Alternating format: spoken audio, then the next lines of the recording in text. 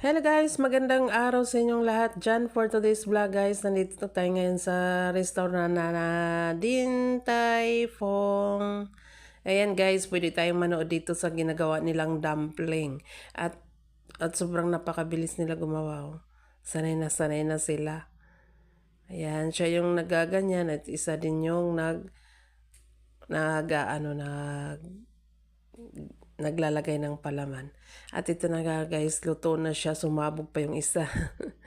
At ayan na guys, ready to eat na. Excited ko na siyang kainin.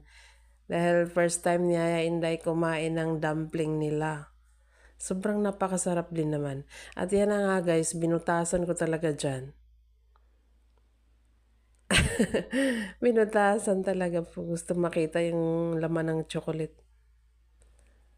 Yan, sobrang napakasarap. At ayun lang guys, thank you.